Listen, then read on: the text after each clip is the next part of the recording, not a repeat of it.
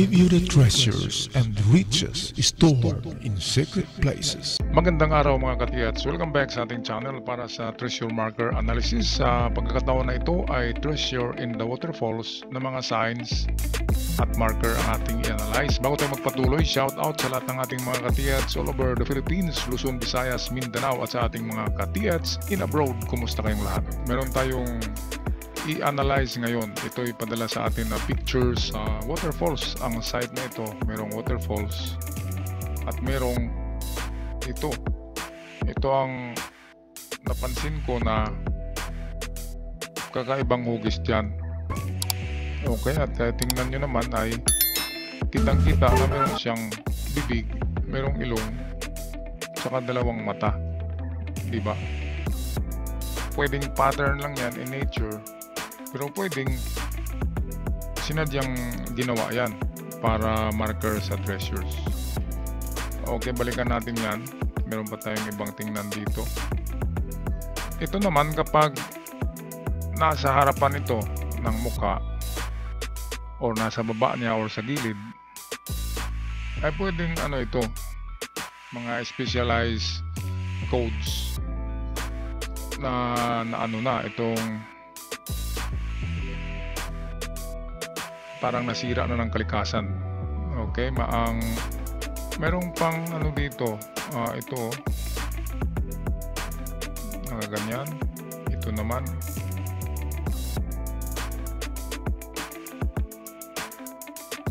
pwedeng ganito yan, pero hindi gaano siyang klaro, kaya medyo na siya, itong dilapidated na kung bahay pa sa tagal ng panahon ay parang siya nasira na. So pwedeng marker ito for treasure, lalo na ang ibabaw nito parang merong bowl yung nakaganyan, no? Parang meron siyang bowl. Saka dito ito, tingnan nyo yan. Itong dito maliliit na na mga ganyan, pwedeng natural pattern lang yan, pero ganun pa man, tingnan nyo ang hugis ng bato. Kapag kakaiba ito at malaki, kakaiba sa lahat siya. At ikutin nyo ang buong paligid, kapag walang kapareho nito na mga marka ang ibang bato diyan, ibig sabihin pwedeng gawa ng tao ito. So pwedeng marker for treasures. Okay, at kung ito yung tinitingnan ng yung mukha, kung iyan ang tinitingnan, kung nasa harapan ito o sa baba ng mukha, ay pwedeng treasure under sa kanya. So ito yung waterfall sa malayo, ay makikita pa rin yung bibig, merong ilong, saka yung mata ito.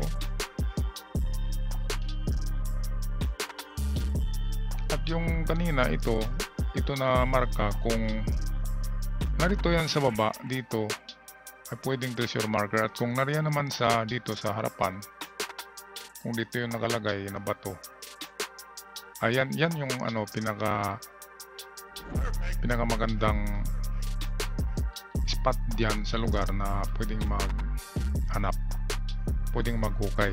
Okay, ang waterfall treasure ay napakahirap talaga yan kunin kasi merong tubig.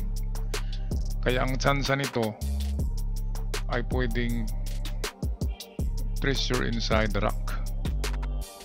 Halimbawa ito, tingnan nyo ito kung kung meron kayong detector, i-detect nyo ito na bato kasi naka-emboss siya, naka-usli ito at tapat siya sa mukha. Ayan, pero kung kayo'y maghukay pa dito sa sa ilalim niya, ay mahirap na talaga yan. Tulad ng ginawa sa History Channel, yung World War II Lost Gold, na dinitur nila ang tubig. Ito, tinanggal nila ang tubig dyan, gumawa sila ng channel na malaki sa itaas para hindi aagos dyan ang tubig. At hinukay nila ang banda rito sa binagsakan ng tubig kasi meron silang na-detect. So pwedeng ganyan ang mangyari dyan, pero napakalaging gastos niyan. Okay, kung naka-side view pa, ganito yan. Ito yung dumadaloy na tubig. Okay, ito yung tubig, at sa ilalim niyan, sa lupa, ay merong mga boulders na malalaki na tinakip sa entrance. Ito yung entrance, at narito ang chamber. Ito. Kaya kung matanggal itong malalaking bato na diyan bumabagsak ang tubig, kung matanggal ito lahat, ay makikita ang chamber. So kung matanggal ito, makikita ng chamber dito. So diyan nakalagay yung treasure box or gold bars.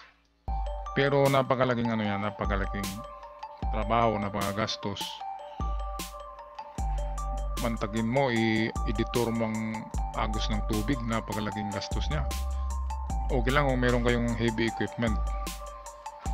Ito rin pala tingnan nyo itong bato na to. Ayan. Merong parang diyan, nagaganyan na guhit. Ayan, tingnan nyo yan. Kasi nakaharap din yan sa bato. Meron siyang guhit parang yung triangle na may buntot, yung nagaganyan. Okay, pero sa akin ito yung unang suspect ko. Pangalawa ito. So treasure in the rock lang kasi ang para sa akin na hanapin ko kapag waterfalls. Treasure inside the rock. Kasi kung hukayin pa natin yung binabagsakan ng tubig, ay gagastos kanya ng 500,000 sa labor. At masisira mo pa ang waterfalls, di ba? So ito na lang ang sa atin. Baka dito meron sa loob niyan. Kasi napansin nyo yung mukha niya nakausli. Saka ito nakausli din to na bato. And then pangatlo ay itong sa harapan, kung saan nakatingin yan o nakaharap at may bato doon.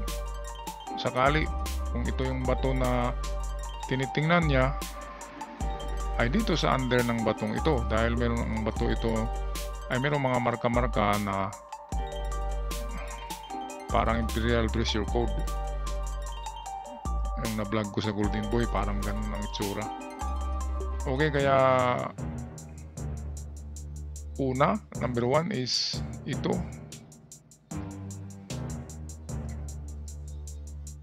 Ito yung una. Number 2 ay ito.